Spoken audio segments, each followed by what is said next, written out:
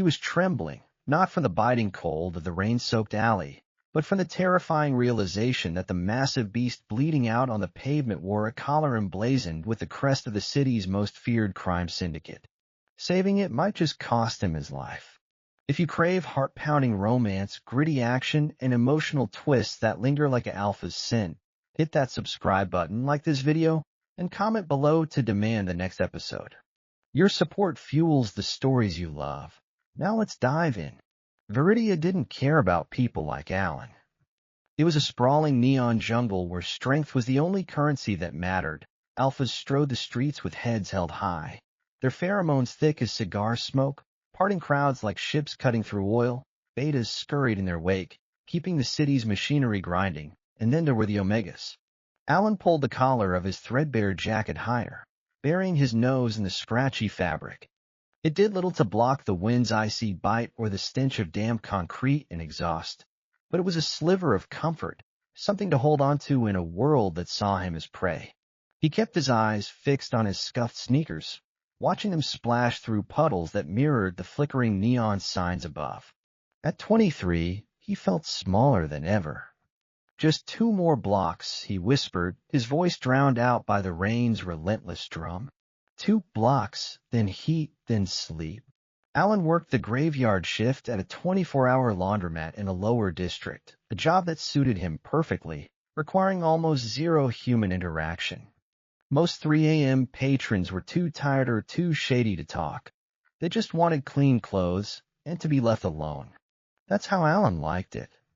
He'd spent his entire life trying to be invisible, dampening his soft vanilla rainwater scent so he wouldn't attract unwanted attention. In a city ruled by alpha aggression, a male Omega without a pack or protector was like wandering a lion's den wearing a stake necklace. He turned the corner onto the narrow street where his apartment building loomed, a crumbling brick wreck condemned twice, kept standing only by bribes to city inspectors. The rent was cheap, and the landlord, a deaf beta named Mr. Henderson, never asked questions as long as cash hit his mailbox on the first of the month. Alan's stomach growled painfully. He pressed a hand to his ribs, wincing. He'd skipped dinner to save money for his heat bill. The winter had been brutal, and his studio's radiator hissed more than it heated. A can of chicken noodle soup waited in his cupboard, salty warm, the only thing propelling his frozen legs forward. He reached for the building's heavy iron door when a sound stopped him. Faint, almost lost beneath the storm and distant sirens, but Alan's hearing was sharp, honed by years of anxiety, a survival instinct that kept him one step ahead of danger. He froze, his hand hovering inches from the handle. A whine, low, guttural, laced with agony that made the hair on his arms stand. "Don't do it," he muttered, closing his eyes. "Go inside, eat your soup, sleep. Whatever's in that alley isn't your problem." He gripped the handle, turned it, warm from the lobby beckoned. But the whimper came again, softer this time, like something giving up. Alan let out a frustrated breath, a cloud of steam in the cold air. He cursed his own soft heart, cursed the Omega instinct that made ignoring suffering physically painful. "I'm just going to look," he lied, stepping back from the door. "A quick look. If it's a drunk alpha, I'm running." He moved cautiously toward the alley's mouth. Darkness swallowed it whole, deepened by the shadows of towering buildings. Rain poured harder here, channeled into icy sheets by rooftops. Alan's heart hammered as he squinted into the black.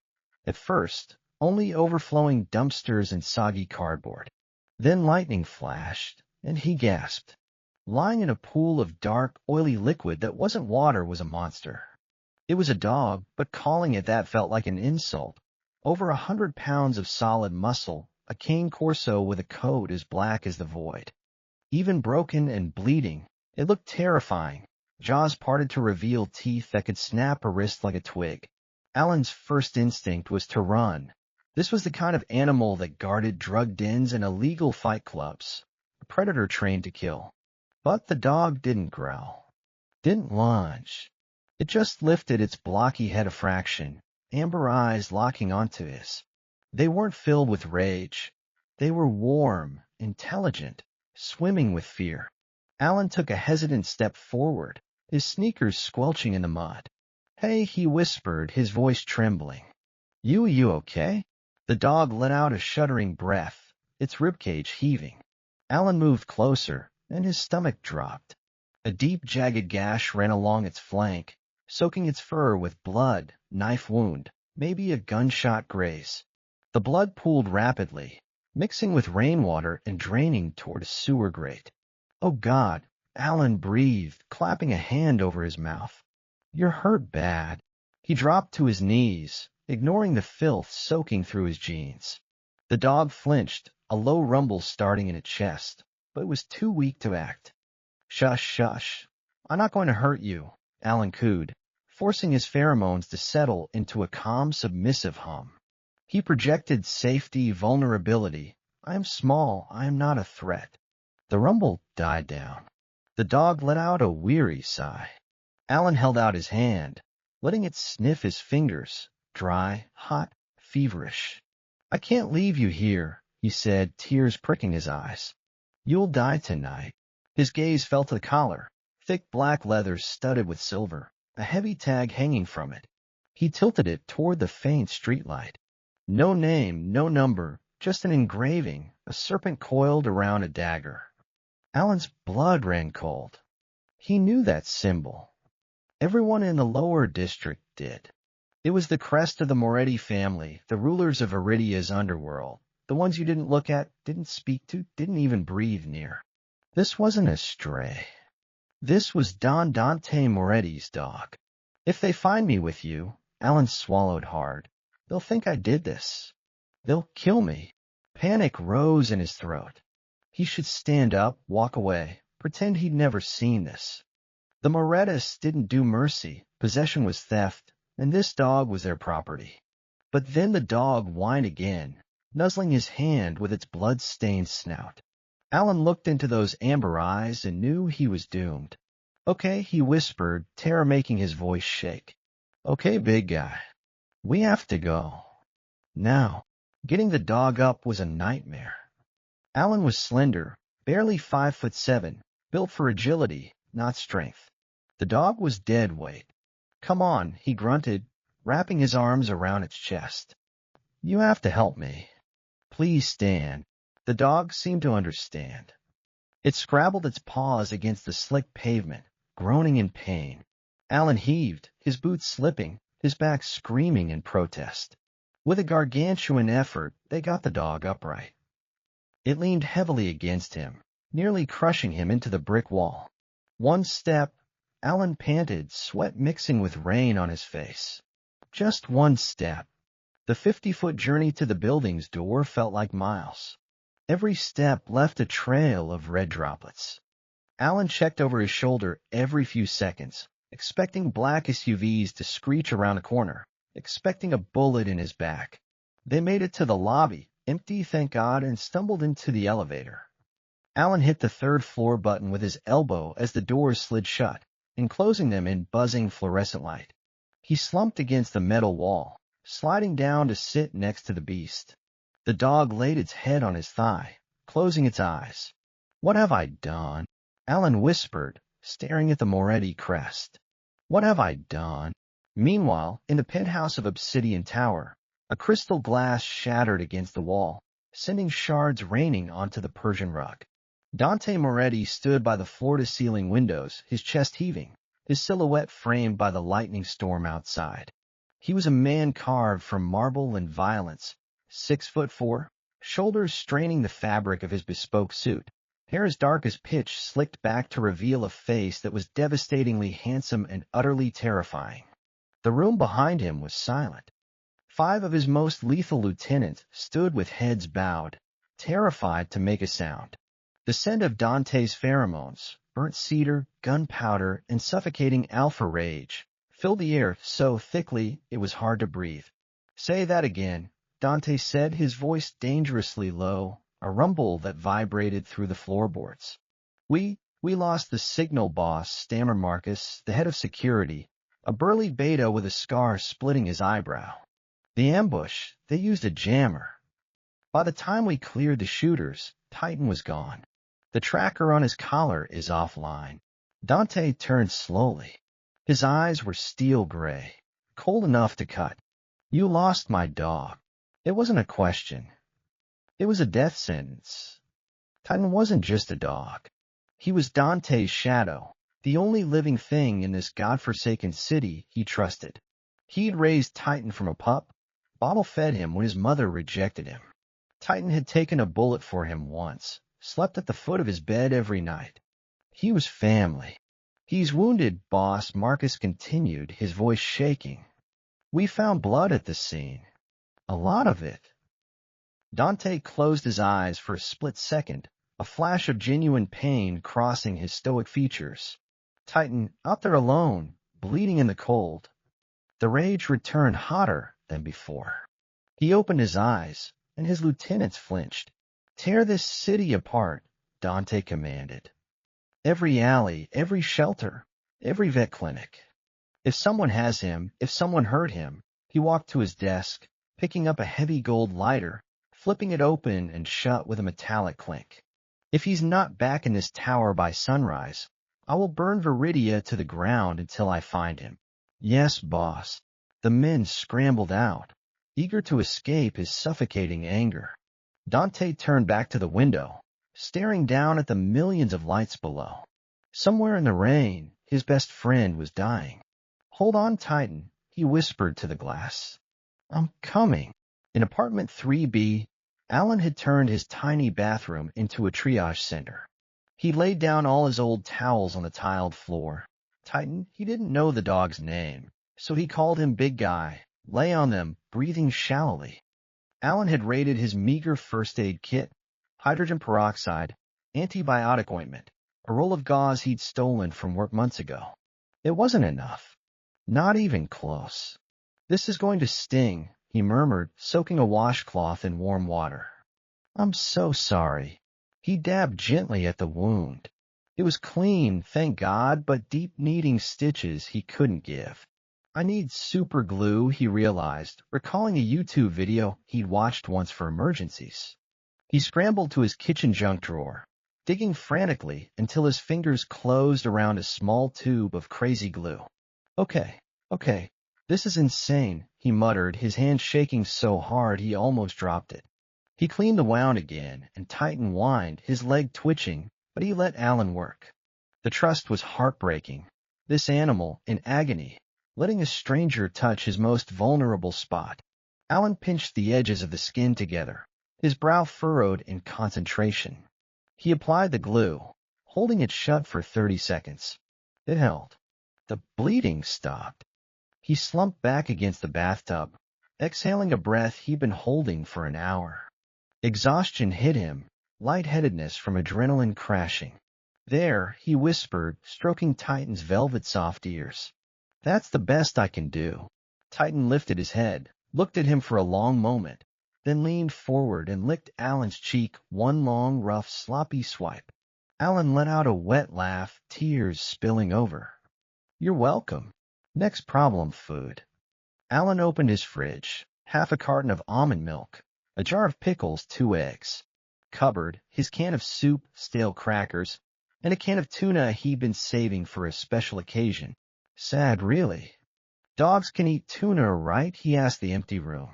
He opened the can, dumped it into a plastic bowl, added a little water, and brought it to Titan. The dog devoured it in 2 seconds flat, then looked up at him with hopeful eyes.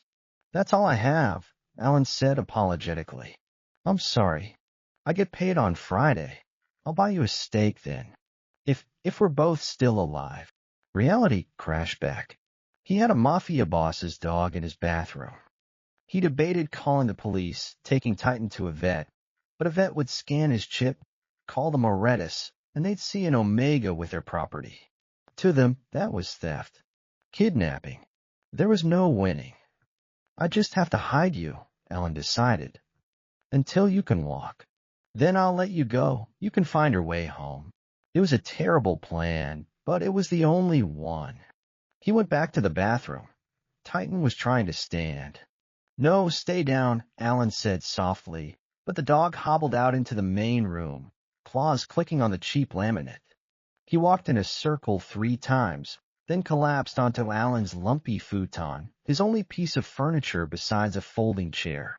"Okay, I guess you're sleeping there," Alan said, grabbing his spare blanket, a thin, scratchy wool thing, and curling up on the floor rug next to the bed.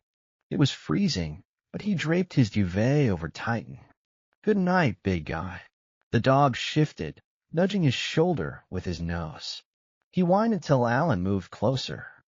Finally, Alan sighed and climbed onto the edge of the futon, curling into a tiny ball against Titan's massive, warm back. The heat radiating from the dog was incredible. For the first time all winter, Alan wasn't shivering. He fell asleep to the sound of Titan's steady heartbeat, unaware that across the city, a predator was hunting. Every camera, every informant, every soldier in the Moretti family was searching for the very creature keeping him warm. The morning sun didn't bring relief. It brought the cold light of day. Alan woke up with a stiff neck and dog fur in his mouth. He blinked, disoriented, until he saw the black giant snoozing beside him. Titan looked better. The bleeding hadn't restarted.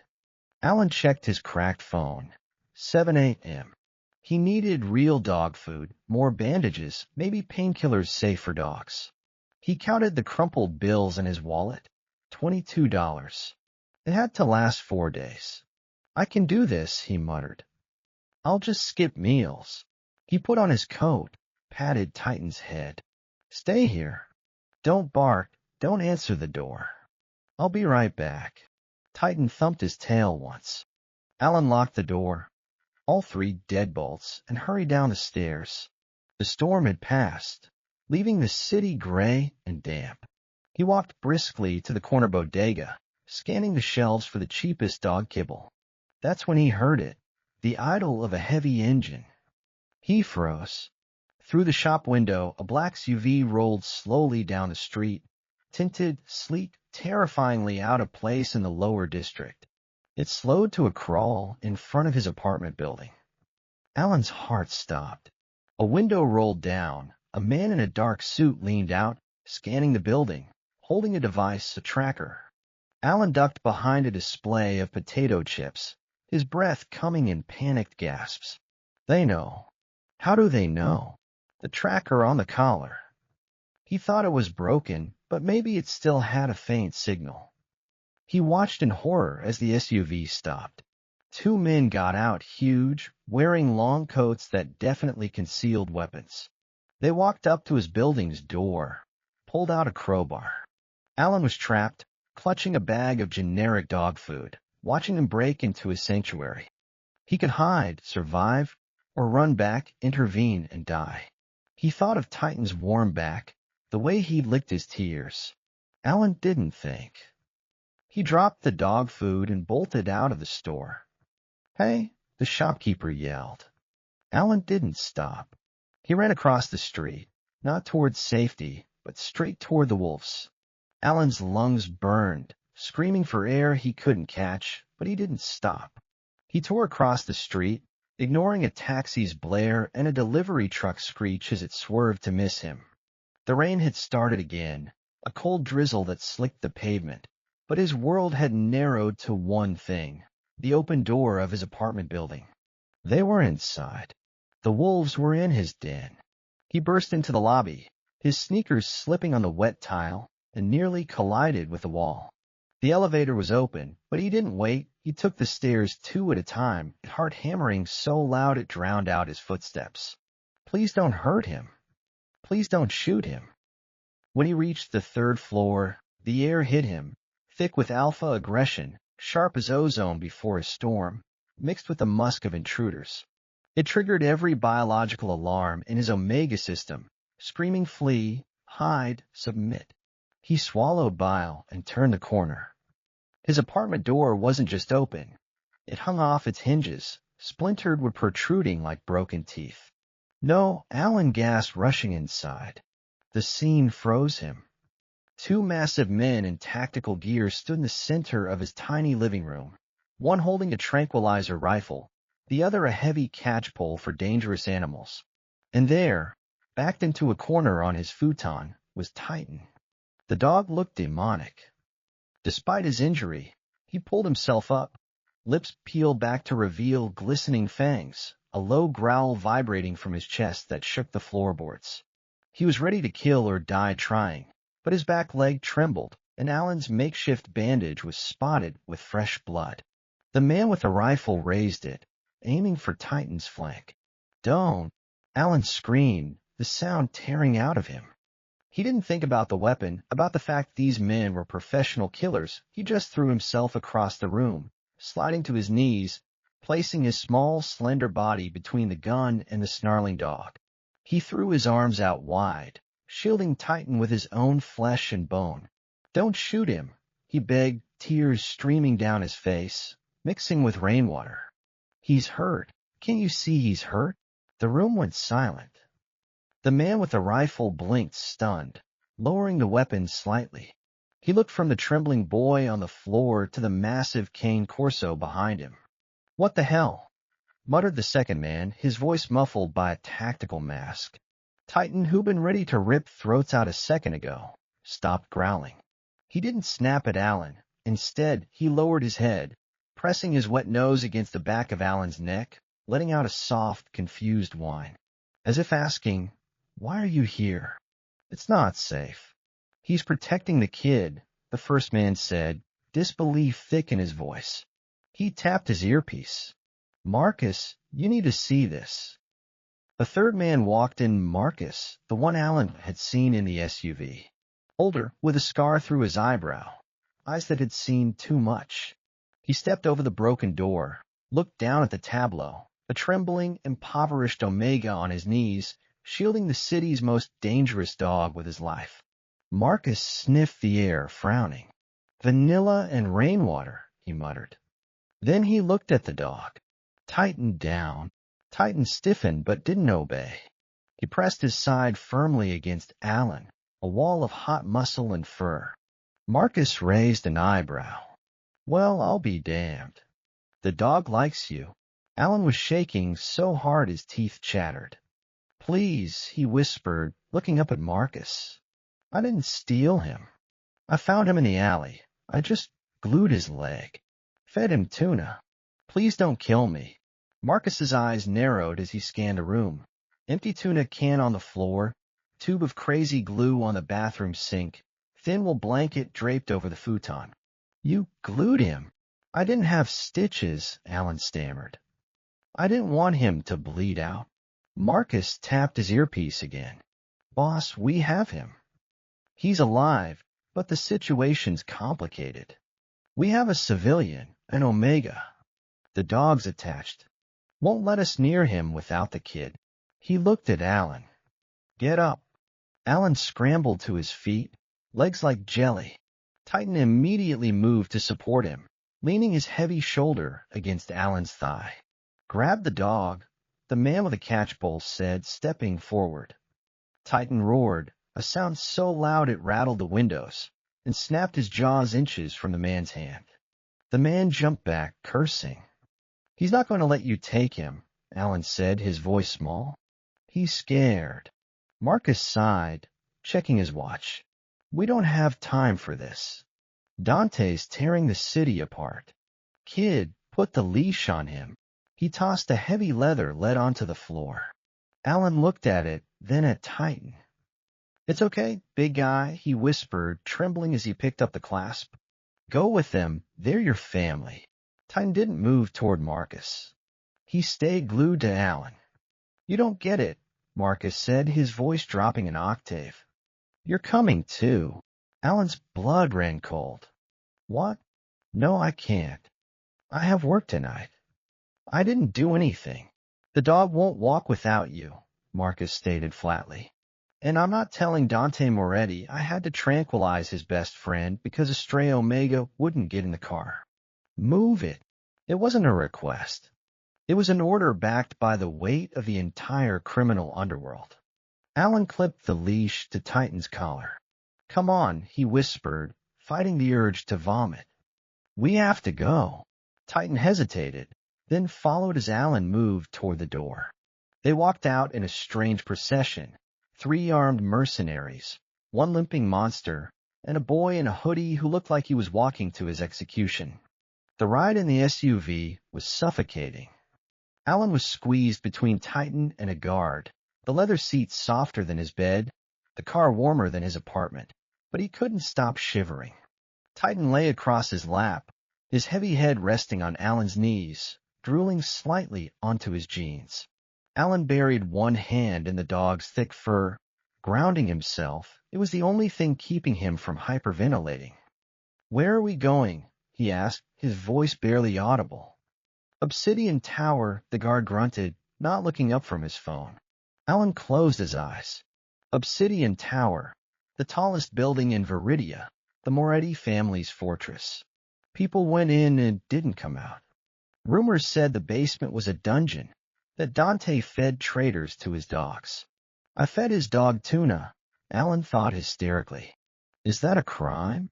Am I going to die for cheap fish?" The drive took 20 minutes. When the car slowed, they weren't on the street. They were descending a ramp into a private underground garage. Steel gates clanged shut behind them, sealing his fate. Out, Marcus commanded as the car stopped. Alan slid out, legs numb. Titan followed, wincing as his paws hit the concrete. "He needs a vet," Alan blurted out, concern overriding fear. "That glue was temporary. If he walks too much, the wound will tear." Marcus looked at him, surprised by his audacity. "The best surgeon in the state is waiting upstairs. Let's go." They entered a private elevator. No buttons, just a biometric scanner. Marcus pressed his thumb to the panel, and the car shot upward, smooth and silent and impossibly fast. Alan watched the floor numbers climb. 10, 20, 40, 60. Penthouse. The doors slid open with a soft chime. Alan stepped out onto polished black marble that reflected his scuffed sneakers like a mirror. The room was massive, a cavern of glass and steel overlooking the entire city. Rain lashed the windows, but inside it was dead silent. The air was heavy, oppressive, the scent of alpha so strong it tasted like iron on his tongue. Not the chaotic aggression of the guards, but refined, concentrated power, expensive scotch, cedarwood, and absolute control. "Boss," Marcus called out, his voice echoing. "We have him." A figure detached itself from the window's shadows. Dante Moretti walked into the light. Alan stopped breathing. He'd seen blurry paparazzi shots, court sketches, but nothing prepared him for the reality. Dante was colossal, wearing a black dress shirt with sleeves rolled up, revealing forearms corded with muscle and crisscrossed with scars. His face was sharp, angular, beautiful in a way that hurt to look at, but his eyes pinned Alan to the spot. Storm gray, cold, burning with a mix of relief and murderous intent. "Titan," Dante breathed. The dog let out a booming bark, a happy sound, and tried to run, limping rapidly across the marble, dragging the leash from Alan's slack hand. Dante dropped to one knee, disregarding his pristine trousers, and Titan collided with him, licking his face, whining, his tail wagging so hard his whole body shook. Dante buried his face in the dog's neck, his large hands gripping the fur as if reassuring himself this was real. For a moment, the terrifying Mafia Don was just a man who'd gotten his heart back. Alan stood by the elevator, trying to make himself invisible. He wrapped his arms around himself, wishing he could dissolve into the floor. "I should leave. Press the button and run." But he couldn't move. Dante pulled back, his hands running over Titan's body, checking for injuries. He froze at the flank, frowning as he inspected the glue. "Glue," he said, a low rumble of thunder. He looked up at Marcus. "Who treated him?" "He did," Marcus said, jerking a thumb at Alan. Dante stood up slowly, turning his gaze to the elevator. Alan felt the weight of that stare physically, pressing down on his shoulders, forcing his head down. He couldn't look the alpha in the eye. It was instinct, survival. Dante walked toward him, his dress shoes clicking on a marble, slow, deliberate, click, click, click. He stopped 2 feet away, the scent of cedarwood overwhelming, wrapping around Alan like a cage. Alan was shaking so hard he thought his knees might give out. "Look at me," Dante commanded. Alan forced his head up, chin trembling. He met the gray eyes and saw confusion. Dante was studying him like a specimen, taking in his frayed hoodie cuffs, dark circles under his eyes, the hollows of his cheeks that spoke of missed meals. "You found him," Dante said, his voice not shouting, but holding a power that made Alan want to answer instantly. "In the alley," Alan whispered. "Behind the laundromat. And you brought him into your home." "It was raining," he said. "He was cold." Dante's eyes narrowed. "You know who I am?" Alan nodded fast. "Yes, sir." "Then you knew who he belonged to. You saw the collar, the crest. Why didn't you call the police? Why didn't you run?" "He was hurt," Alan said, the words spilling out before he could stop them. A spark of defensive anger flared in his chest, fueled by exhaustion. "He was bleeding out in the mud. I didn't care whose dog he was. He shouldn't have been alone." Silence stretched between them, taut as a wire. Dante looked at the boy, this tiny, malnourished omega who looked like a strong wind would blow him away, standing in his penthouse, trembling with terror, yet daring to lecture him about caring for his dog.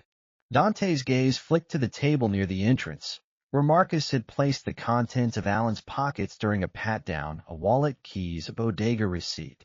He walked over, picked up the receipt. One bag of generic dog food. $4. He opened the wallet, old leather cracking at the seams. A $5 bill and a few ones. He looked back at Titan, who was watching Alan with adoring eyes. At the glue on the dog's leg, the glue that had saved his life. And he realized, this boy who had nothing had spent his last dollars on food for a dog that could kill him. He'd used his own blankets, risked his life protecting Titan from Dante's men. Something shifted in Dante's chest. The icy rage that had fueled him for 24 hours melted, replaced by a strange, hot curiosity and something else. A possessive instinct he hadn't felt in years. "What's your name?" Dante asked, his voice softer now. "Alan," the boy whispered. "Alan." Dante tested the name, rolling it off his tongue. It sounded soft, fragile, like something worth protecting. "Marcus," he said, not looking away from Alan. "Boss, get the vet in here." "Now, on it." "Marcus," Dante said again. "Yeah, have the car brought around." "Go to his apartment." Alan's head snapped up. "No, please, I didn't steal anything." "Don't hurt my home. It's all I have." Dante ignored him. "Pack his things." Alan froze. "What?" Dante finally closed the distance between them. He reached out, his large hand hovering near Alan's face. Alan flinched, squeezing his eyes shut, expecting a blow. Instead, he felt a warm, rough thumb brush his cheek, wiping away a smudge of dirt. "You aren't going back there, Alan," Dante said, a statement as absolute as gravity. Alan's eyes flew open, panic rising.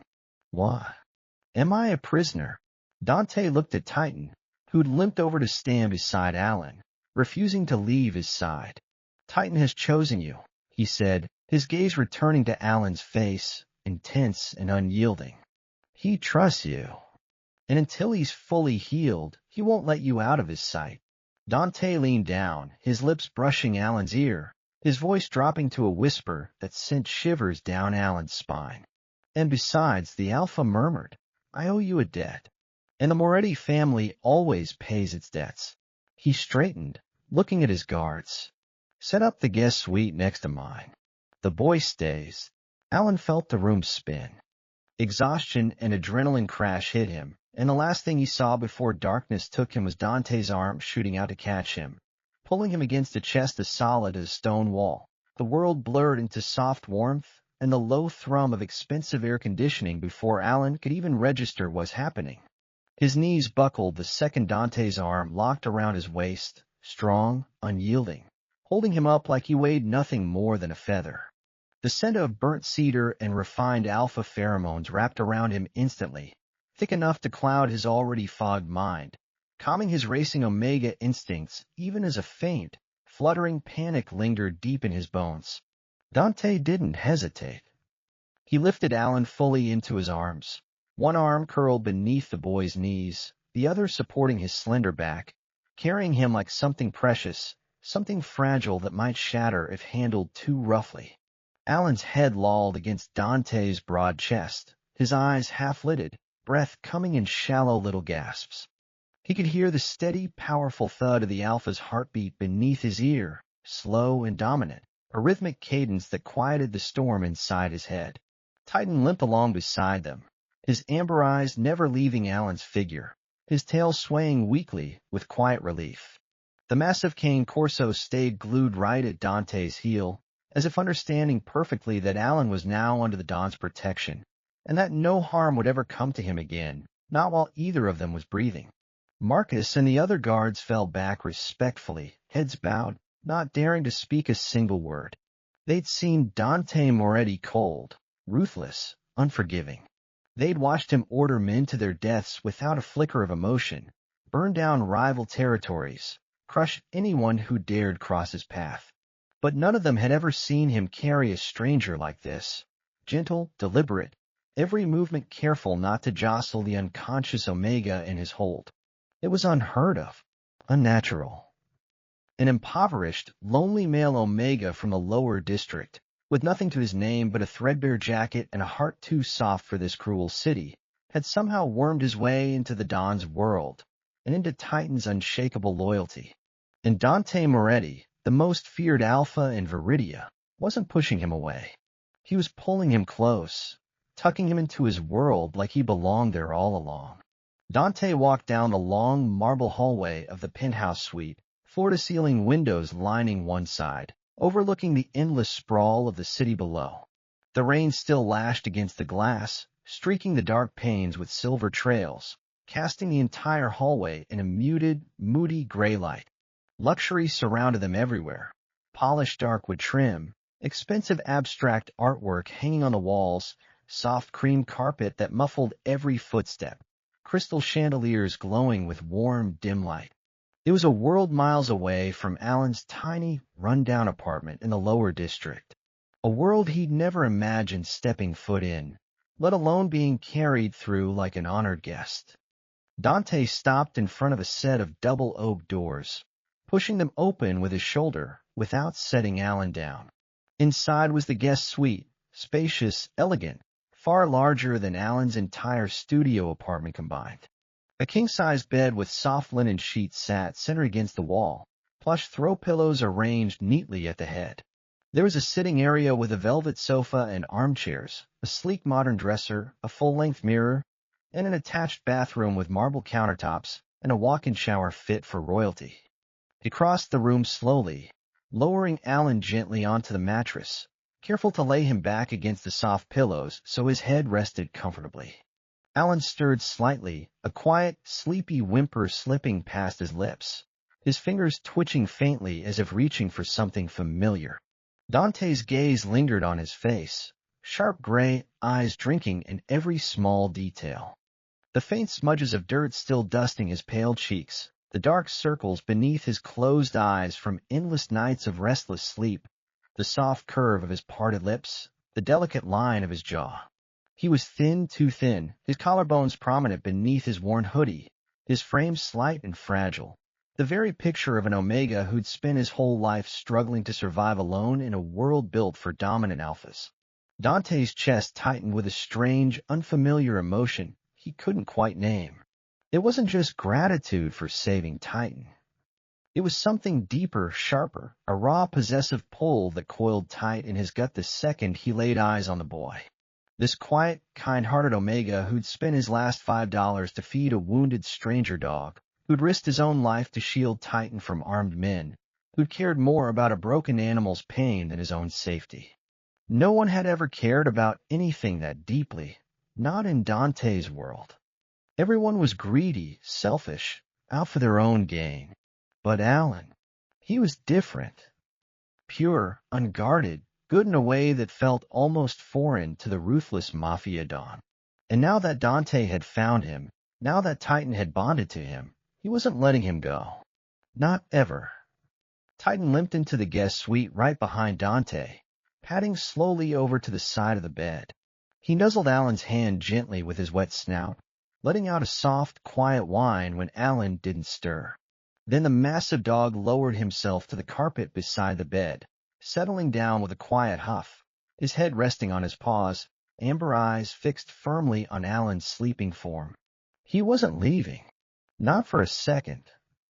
Dante stared down at the pair, the fragile Omega asleep on the bed, the loyal guard dog curled protectively at his side, and felt the possessive tug grow stronger, burning hotter in his veins. "He's safe now, boy," Dante murmured quietly to Titan, his voice low and rough. "I won't let anyone hurt him." Titan's tail thumped once against the carpet, a quiet acknowledgement, his eyes never leaving Alan. A soft knock sounded at the door a moment later.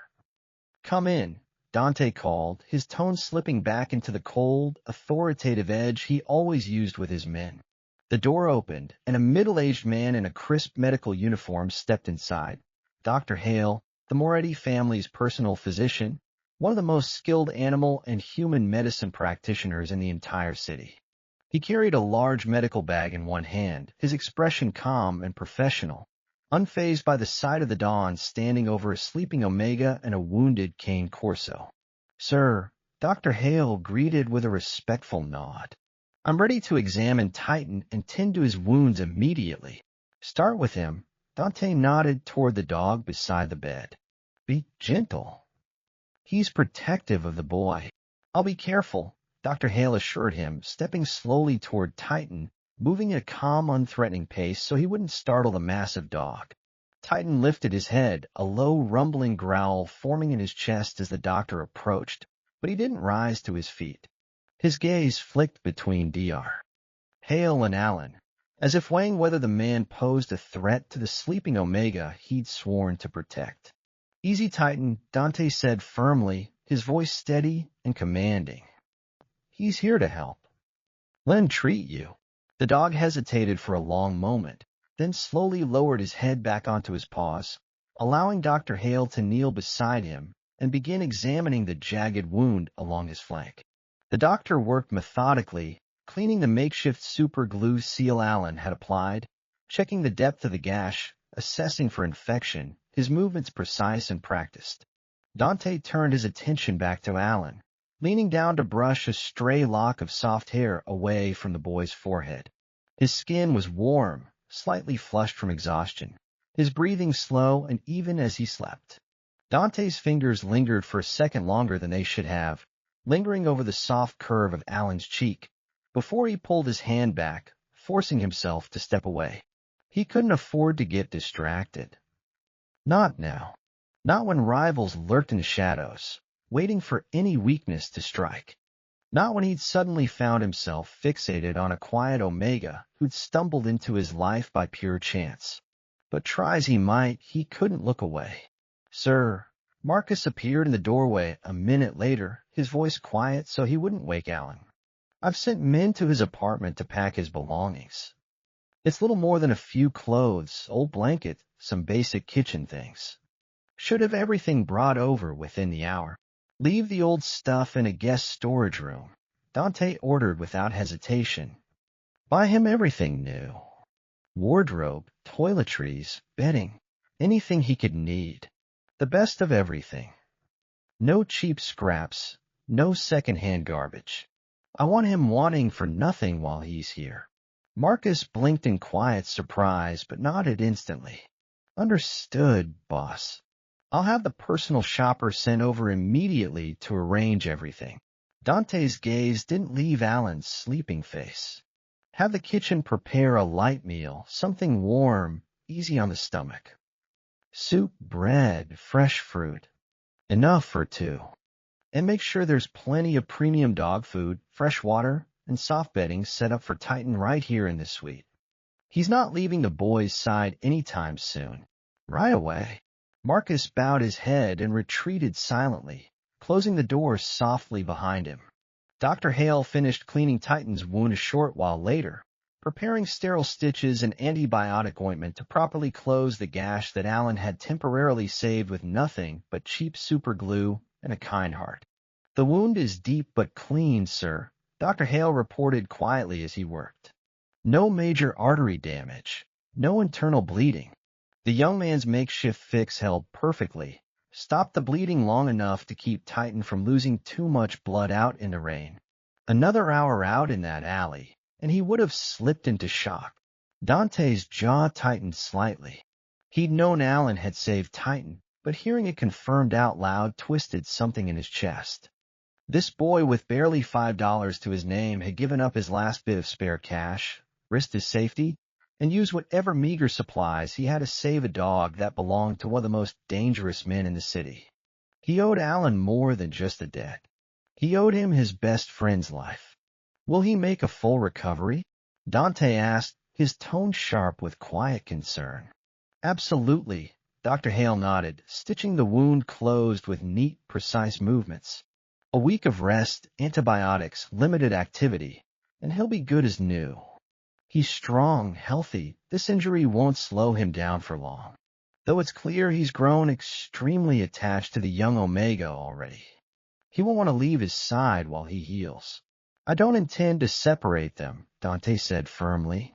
Titan stays here with Alan until he's fully healed.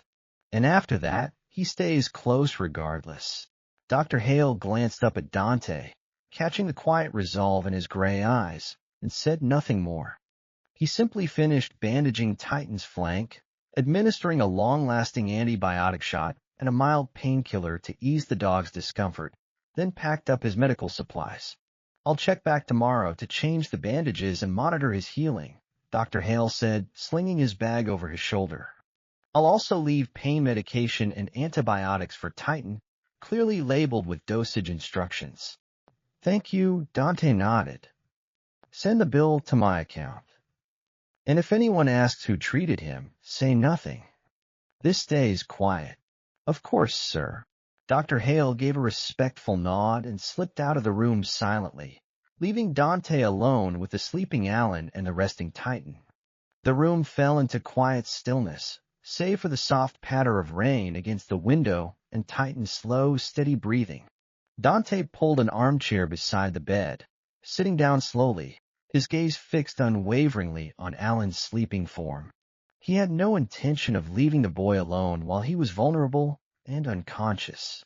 Not when Alan was already scared, already alone in a stranger's home, surrounded by the cold power of the Moretti family. He'd stay right here. Watch over him. Keep him safe. Alan slept for hours, sunk deep into a dreamless, exhausted slumber.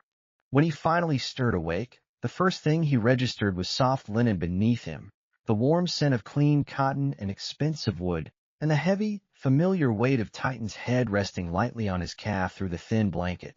He blinked his eyes open slowly, squinting against the warm lamplight glowing softly in the room. For a split second, he was disoriented, confused about where he was, why the bed was so soft, why the air smelled nothing like damp concrete and exhaust from his old neighborhood. Then it all crashed back. The alley. Saving Titan. The Moretti men breaking into his apartment. Being dragged to Obsidian Tower. The towering, terrifying alpha with storm-gray eyes who'd caught him when he fainted. Alan's breath caught in his throat, his body tensing instantly with quiet panic. He sat up slowly, his movements stiff and sore from exhaustion, glancing around the lavish guest suite with wide, nervous eyes. This was no dream.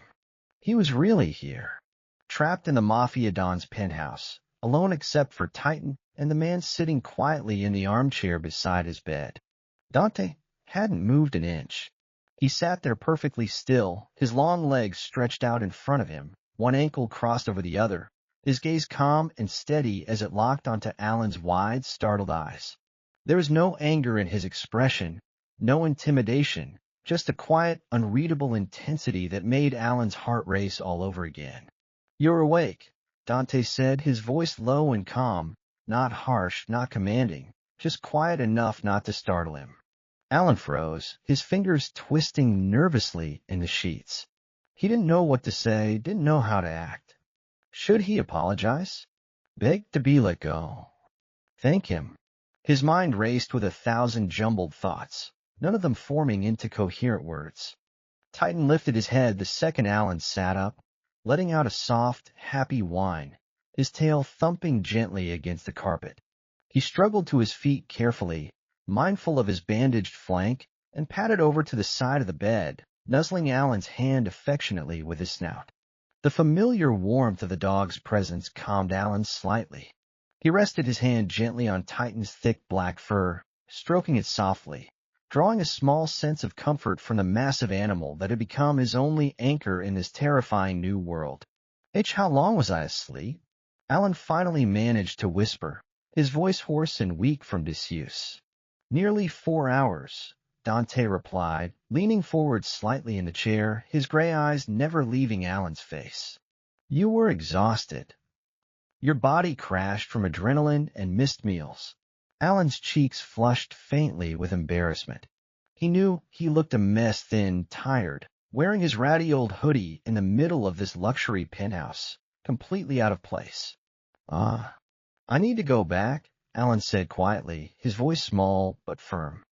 I have a job at the laundromat. I need to pay rent. I can't stay here. I don't belong here. Dante's expression didn't shift, but there was a quiet steel in his tone when he spoke next. You have no apartment to go back to for now. My men are packing your things, but that rundown building is unsafe for you. And you don't need that laundromat job anymore. Not while you're under my care. Alan's eyes widened in alarm. Under your care? I never asked for that. I didn't do anything wrong. I just saved a dog. That's all. I know, Dante said simply. And that's why you're here. You saved Titan's life. You risked everything to care for him when no one else would. I don't let debts go unpaid, Alan. Especially not debts that matter. I don't want payment, Alan insisted, pulling his hand away from Titan's fur, wrapping his arms around his chest self-consciously. I didn't do it for a reward. I just did what was right. You can let me leave now. I'll stay away from your family, from your dog. I won't tell anyone anything. Just let me go back to my old life. Dante stood slowly from the armchair, his tall frame towering over the bed as he took a single step closer. The air in the room seemed to thicken instantly, the heavy cedar alpha pheromones rolling over Alan in a gentle, unescapable wave, making his omega instincts flutter and settle, torn between fear and an odd, inexplicable calm. Your old life was cold, lonely, hungry, unsafe, Dante said bluntly, his voice steady and unyielding.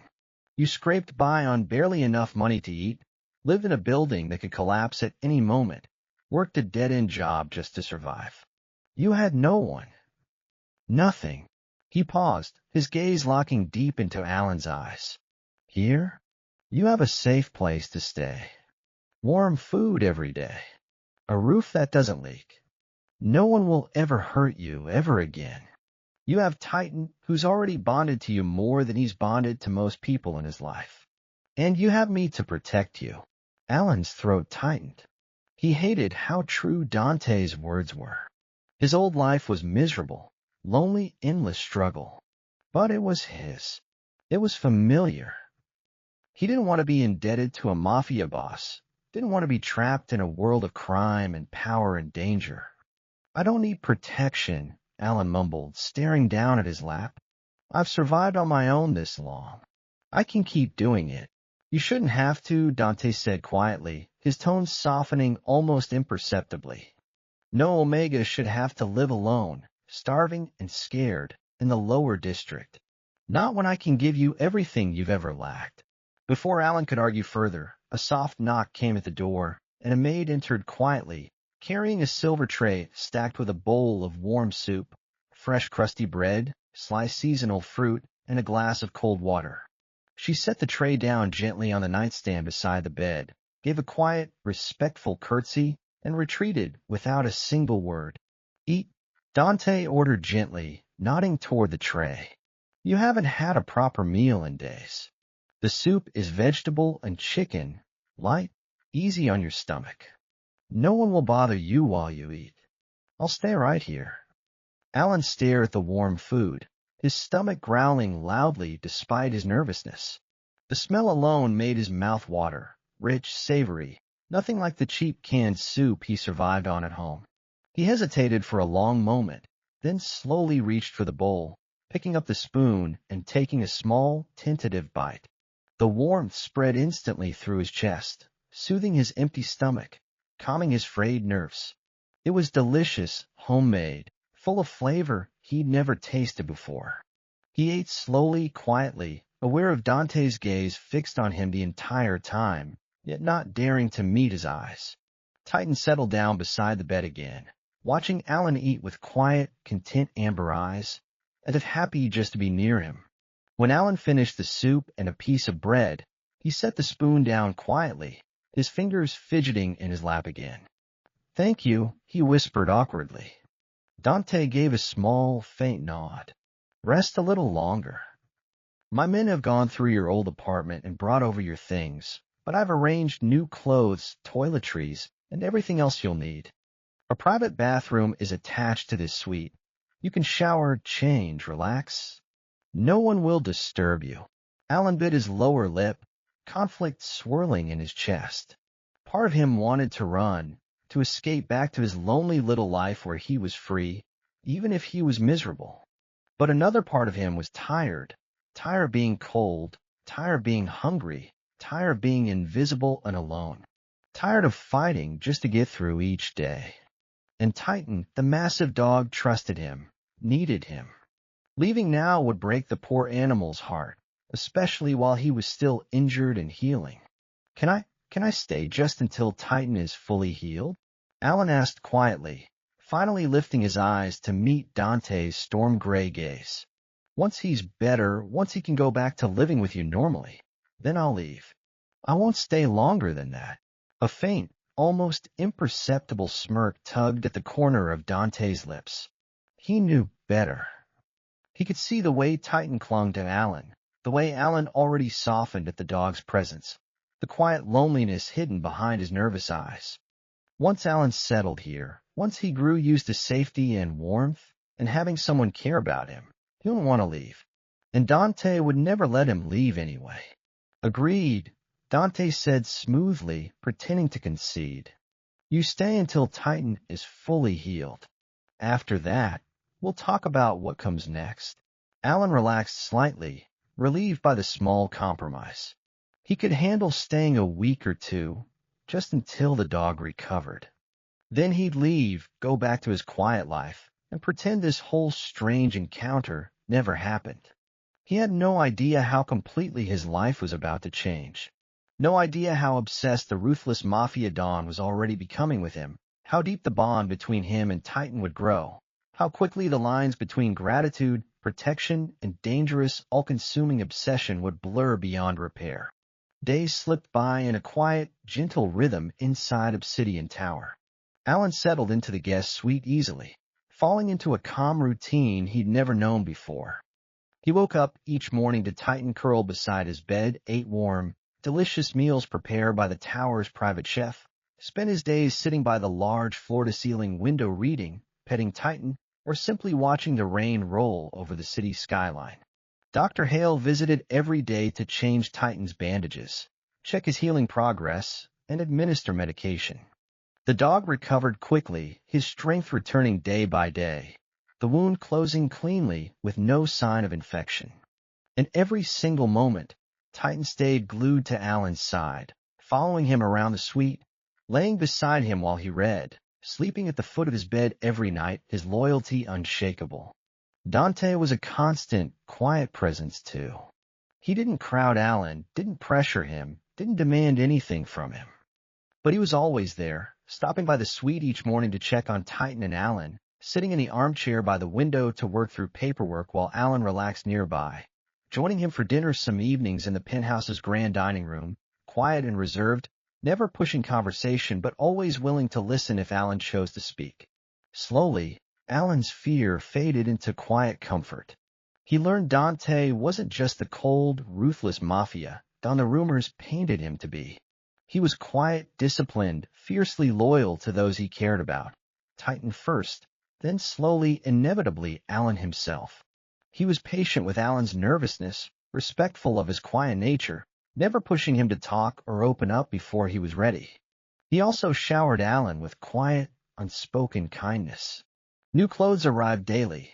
Soft sweaters, comfortable jeans, warm hoodies, everything in Alan's size, all high-quality fabric, far nicer than anything he'd ever owned. Toiletries, books, small, comforting luxuries he'd never been able to afford before appeared in his suite without him asking. The maid cleaned his room daily, fresh linens always laid out, the kitchen always stocked with anything he might crave. Dante never made a big deal out of it, never mentioned the gifts or the care he poured into making Alan comfortable. He simply did it quiet and unassuming, as if taking care of the boy was the most natural thing in the world. Alan tried not to let his heart soften. He told himself it was just gratitude, just repayment for saving Titan. Told himself once the dog healed, he'd leave and go back to his old life. But the longer he stayed, the harder it was to imagine leaving. He wasn't lonely anymore. He had Titan's constant companionship, Dante's quiet, steady presence, warm meals, a safe roof, no fear of going hungry or being cold or getting hurt. For the first time in his adult life, he felt seen, felt cared for, felt like he belonged somewhere. And beneath the quiet comfort, something else was brewing. A quiet, growing tension between Alan and Dante, lingering glances, accidental touches that sent small shivers down Alan's spine, the heavy pull of their alpha and omega pheromones reacting to one another more strongly with each passing day. Dante's cedar and gunpowder scent wrapped around Alan like a safe blanket, calming his omega instincts completely. Alan's soft vanilla rainwater pheromones lingered in the air of the suite, drawing Dante in, stirring a deep, primal craving he never felt for anyone before. Obsession took root slowly, quietly, in Dante's chest. He found himself thinking about Alan constantly. When he was in meetings, when he was handling family business, when he was alone in his private study late at night, he couldn't stop thinking about the boy's soft smile when Titan nuzzled his hand, the quiet way he stared out the window at the city, the faint blush that rose to his cheeks whenever Dante met his eyes for too long. He wanted to protect him, keep him forever, wrap him up in the safety of the tower and never let the cruel world outside touch him again. Wanted to be the one he relied on, the one he turned to, the one who got to see his quiet smiles and soft moments no one else ever witnessed. Rival families began to stir in the city as well, sensing a shift in the Moretti Don's focus. Rumors spread through the underworld. Dante Moretti had taken in a mysterious Omega boy, kept him hidden away in his penthouse, cared for him far beyond any simple debt repayment. Enemies plotted, watching for a weakness, planning to use Alan against Dante if the chance ever arose. Dante knew it. He saw the whispers, sensed the plotting, felt the eyes of his rivals lingering on Obsidian Tower, and it only made his possessiveness burn hotter. No one would touch Alan. No one would hurt him. Anyone who tried would face the full, brutal wrath of the Moretti family. One evening, as the sun set over the city, painting the sky in streaks of orange and purple, Alan sat on the large windowsill, Titan curled up beside him, watching the sky fade into dusk. Dante stepped into the suite quietly, leaning against the wall, his gray eyes fixed on Alan's profile. Titan's almost fully healed, Dante said quietly, breaking the soft silence. Dr. Hale says he can resume normal activity in another 2 days. Alan's shoulders tensed slightly. He'd known this day was coming, but hearing it out loud made his chest ache with a strange, unexpected sadness. It was time to leave. Time to go back to his old, lonely life. "I know," Alan whispered, not turning to look at him. "I'll pack my things the day after tomorrow. I'll be out of your hair soon." Dante pushed off the wall, walking slowly over to the windowsill, stopping just a short distance away from Alan. He could smell the soft vanilla rainwater of his pheromones clear as day, warm and inviting, making his alpha instincts roar to claim what was his. "You really plan on leaving?" Dante asked, his voice low and quiet. "Going back to that cold, empty apartment? That dead-end job? Back to being alone every night?" Alan's throat tightened. It's my life. I don't belong here, Dante. This world, it's too dangerous. Too much. I'm just a regular Omega boy. I don't fit in with mafia bosses and power and secrets. You fit here more than you know, Dante said firmly, stepping closer, his gaze locking onto Alan's eyes, intense and unwavering. You belong here with me. With Titan. You're safe here. Loved here. Why go back to a life that never gave you anything but hardship? Alan's breath caught. Loved here. The words echoed in his head, soft and overwhelming, making his heart race. No one had ever said that to him before. No one had ever made him feel that way. I can't stay, Alan whispered, his eyes glistening with unshed tears. I can't stay trapped here, dependent on you forever. I need my freedom. You're not trapped, Dante said, his voice dropping to a deep, rumbling timbre that sent shivers down Alan's spine. You're cherished. Protected. I never lock you away. You can go anywhere you want within the tower, walk the private gardens, have anything you desire. The only thing I ask is that you stay with me. Stay by my side. He reached out slowly, his large, calloused hand brushing a stray tear from Alan's cheek, his touch gentle, reverent. I'm not asking you to stay out of debt, Dante murmured, his gray eyes darkening with quiet, undeniable obsession. I'm asking you to stay because I want you. Because I can't imagine this place without you anymore. Because from the moment you spent your last $5 to save my dog, you became mine, Alan. Mine to protect. Mine to keep. Mine to love. Titan lifted his head, letting out a soft, knowing whine, resting his head on Alan's leg as if silently urging him to stay. Alan stared up at Dante, his heart pounding so hard he thought it might burst. He could see the raw, unspoken emotion in the alpha's eyes, the longing, the possessiveness, the quiet devotion he'd never expected to find in a man like Dante Moretti. The choice hung in the air between them, heavy and life-altering. Go back to the lonely, empty life he'd always known, or stay here in the safety and warmth of the tower, with the loyal dog who loved him and the dangerous, ruthless mafia don who'd grown utterly, irrevocably obsessed with him. And deep down, Alan already knew his answer. He was home.